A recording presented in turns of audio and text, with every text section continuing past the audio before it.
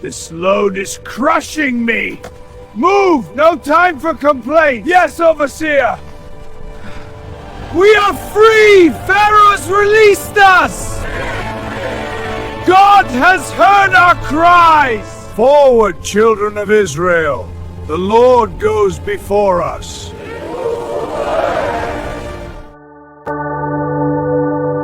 For many years, the people of Israel cried out under the weight of slavery in Egypt.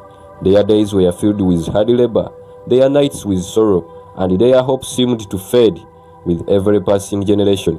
Yet far away in the wilderness, a man heard the voice of God calling him to return. That was Moses. Once a prince in Egypt, then a shepherd in the wilderness. Moses now carried a mission that would challenge the greatest power of his time. With his brother Aaron beside him, he would walk back into the land he had once fled. Ahead of them stood Pharaoh, ruler of Egypt, a king who believed no power could command him. But the message Moses carried was not his own. It came from the God who had heard the cries of his people. This is the story of courage before power, faith before resistance, and the beginning of a journey that would change history forever. After the encounter at the mountain, the life of Moses could never return to quiet shepherd days. The voice he heard in the wilderness did not leave him with comfort alone, it entrusted him with responsibility. The God who revealed himself in fire had given him a mission: return to Egypt and lead Israel out of bondage. Moses departed from Midian with a heart that carried both obedience and uncertainty. He had lived many years away from Egypt, far from the palace and far from the suffering of his people. Yet every step toward Egypt felt like stepping toward destiny long prepared. Along the journey, he was met by his brother Aaron. The reunion of the brothers was not simply family meeting family, it was partnership in divine purpose. Aaron would stand beside Moses, speak when Moses hesitated, and share the burden of confronting power. Together they traveled toward the land of oppression. When they reached the people of Israel, Moses gathered the elders. He spoke to them of what he had seen, what he had heard, and what God had promised. He spoke of deliverance, of remembrance, of a future not defined by slavery.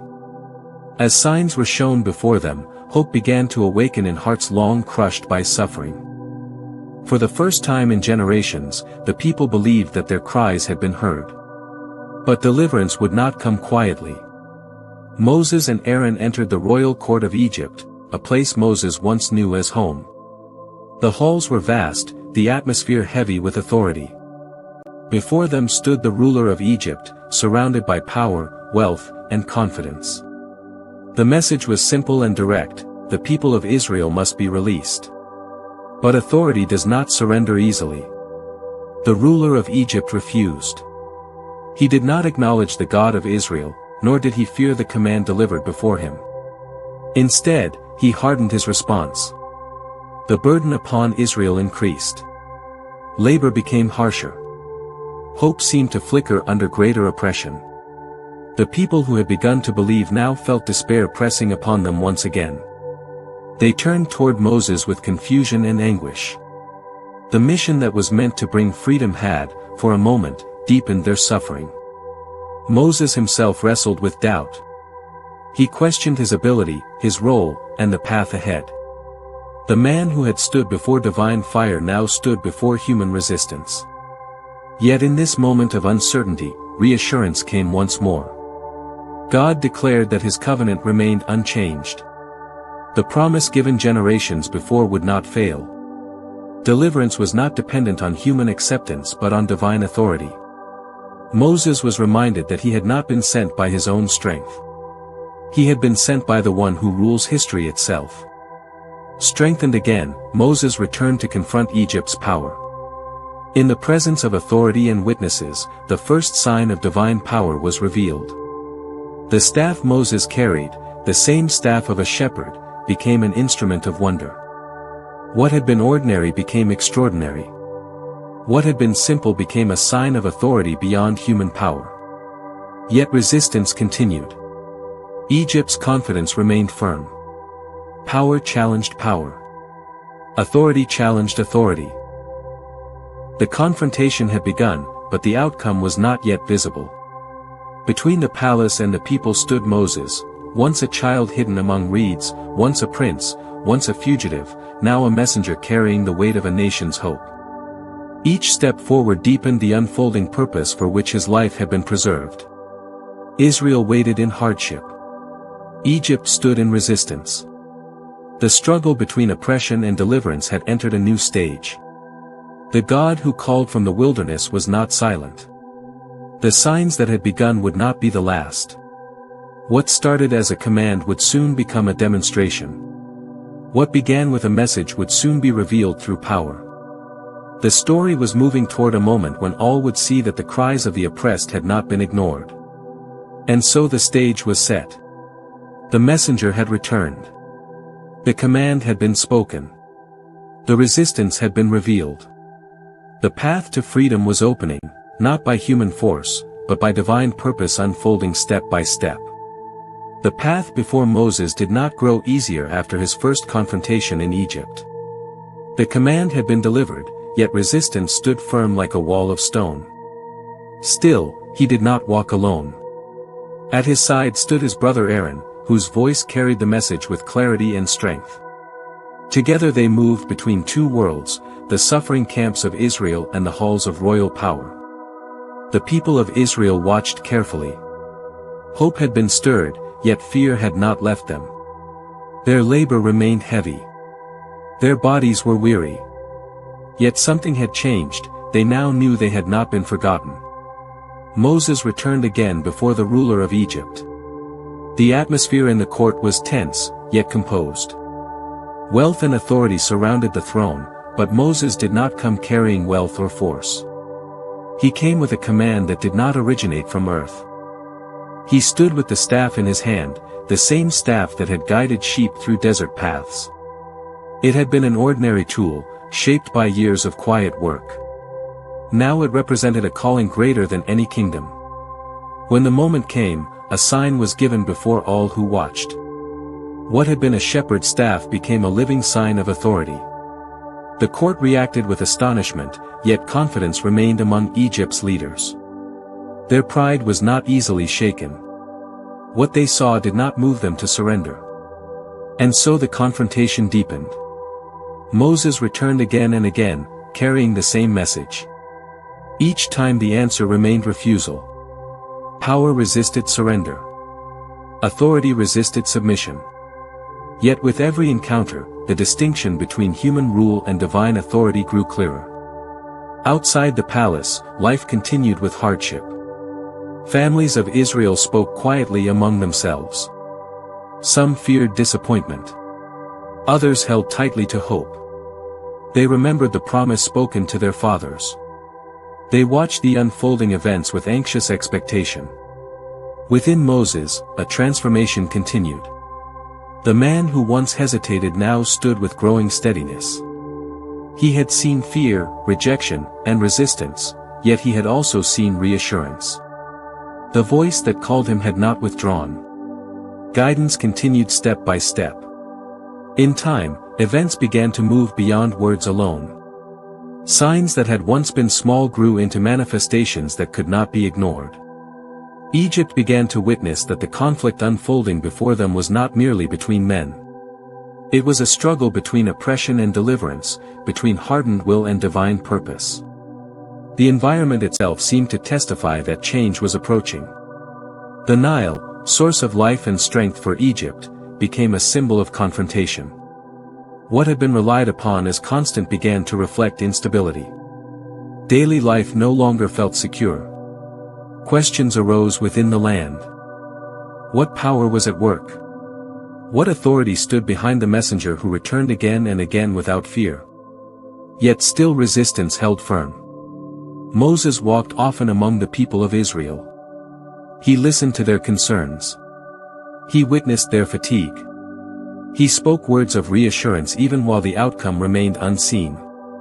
Leadership for him was no longer a title of privilege but a burden carried in faith. He had once known Egypt as a prince. Now he knew it as a messenger standing between promise and fulfillment. Time moved forward with increasing tension.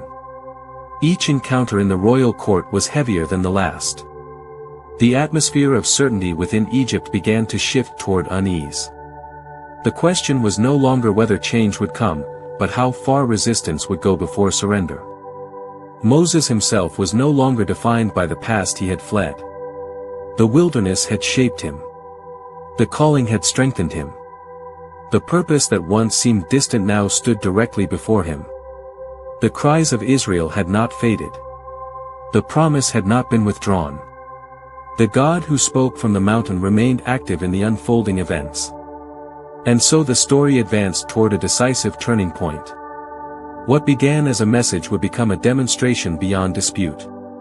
What began with a staff in a shepherd's hand would lead to acts that would shake an empire and reveal power beyond human rule. Israel waited. Egypt resisted. The messenger stood between them, unwavering.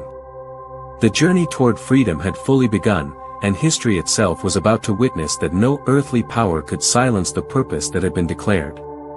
The tension in Egypt did not fade. The message had been spoken, the command delivered, yet the ruler of the land remained unmoved. Still, Moses continued to stand between two realities, the suffering of Israel and the authority of Egypt. Beside him remained his brother Aaron, faithful in speech and presence. What had begun as words would now unfold through undeniable acts. Moses returned once more to the royal court. The atmosphere was no longer one of simple refusal, it carried tension, curiosity, and unease. The Nile River, the lifeblood of Egypt, flowed calmly as it always had. Yet the calm would not remain. At the appointed time, the waters of the Nile changed. What had sustained life became a sign of disruption. The river no longer appeared as it once had. Its transformation affected daily living across the land. Those who depended on its waters were troubled. The familiar had become uncertain. Yet resistance did not yield. The court witnessed these events but continued to stand firm in pride. What was seen was explained away, endured, or resisted. And so the conflict advanced beyond a single sign. The land began to experience disturbances that touched every level of life. What was once stable became unsettled. What was once predictable became unpredictable. From the riverbanks to the fields, from homes to gathering places, Egypt found itself confronting a sequence of events that challenged its sense of control. Moses continued to return before the ruler of Egypt with the same message: release the people. Each time, refusal met the request. Each refusal deepened the unfolding demonstration that authority beyond human rule was at work. Meanwhile, the people of Israel observed carefully. Their suffering had not yet ended, but they began to perceive a shift. The power that had long held them now showed signs of limitation. The difference between promise and fulfillment was narrowing. Moses walked often among them, not as a distant leader but as one who shared their burden. He spoke reassurance when fear returned. He reminded them that deliverance does not always arrive suddenly, but unfolds according to purpose. Time moved forward, and the pattern repeated: a call for release, a refusal, a new disruption in Egypt. The natural order itself seemed to testify that change was unavoidable. Each event carried weight not only in what it caused, but in what it revealed, that no power stands independent of the one who governs all. Yet even as pressure increased, the ruler of Egypt hardened his resolve. Authority rooted in pride resisted surrender, even as certainty weakened around it. In the midst of these events, Moses himself stood transformed from the hesitant shepherd who once questioned his role. His voice carried conviction. His presence carried calm strength. The man who had once fled Egypt now walked within it without fear, sustained by the purpose entrusted to him. The distinction between Israel and Egypt also became clearer. Where fear and disruption spread across Egypt, a sense of protection surrounded the people of Israel. They observed what unfolded and understood that the God who had promised deliverance was actively distinguishing his people. As the sequence of events continued, Egypt's confidence gave way to growing alarm. Daily routines were interrupted. Leaders searched for explanations. The court that once radiated certainty now felt the weight of uncertainty. Still, the command remained unchanged: release the people. Moses returned again with the same steady message. Each encounter revealed more clearly that this struggle was not between two men, but between resistance and purpose, between human authority and divine will.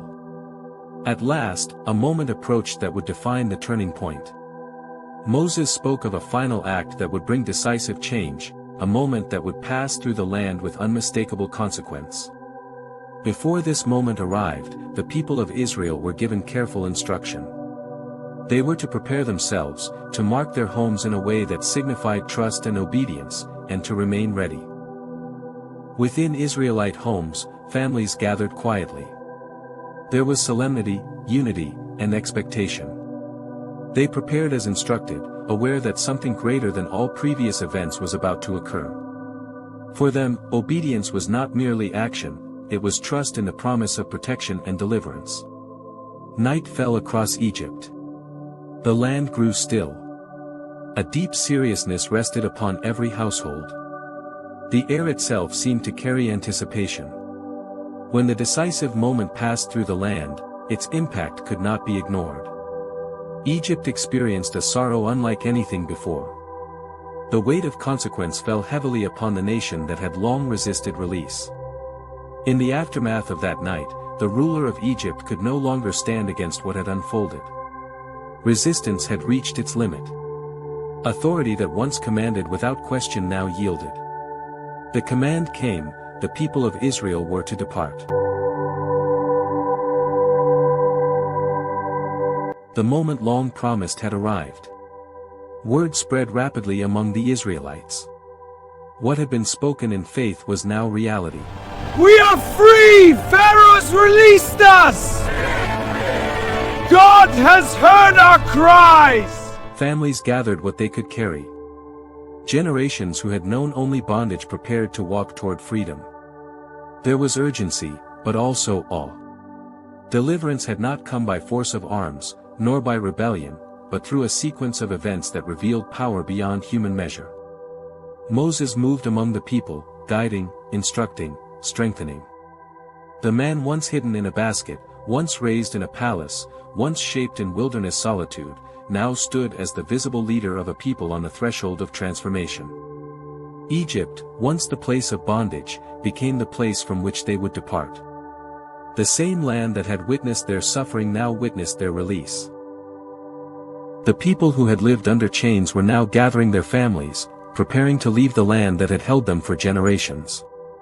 At their head stood Moses, holding the same staff that once guided sheep through the wilderness, now guiding an entire nation toward a future they had only dreamed of. Moses walked before them, staff in hand, not as a prince, not as a fugitive, but as a servant entrusted with a nation's path. Behind them lay years of oppression. Before them lay a journey that would test, shape, and define them. Yet above all stood the truth that had guided every step: they had not been forgotten. The God who preserved a child in the waters had led a people out of bondage. The God who spoke from fire had moved in power. Forward, children of Israel! The Lord goes before us! As dawn approached, the people of Israel began their journey. They did not yet know the full path ahead. They did not yet see the sea that would stand before them. But they walked with a certainty they had not known before, that the promise given had begun its fulfillment. The God who promised deliverance had begun to fulfill his word. And so the journey of freedom had begun, not its completion, but its unfolding. Ahead waited the wilderness path, and a moment at the waters that would reveal once more that when purpose is declared, even what seems impossible must yield. But the God who had called Moses had already begun to fulfill his promise. And the story is far from over. If you want to continue discovering these powerful moments from the Bible, subscribe to Bible Scenes and Stories by Uncle SAGC, where scripture comes to life through storytelling and visual scenes. Join us in the next episode as the journey continues, and a moment at the sea will reveal a miracle the world will never forget.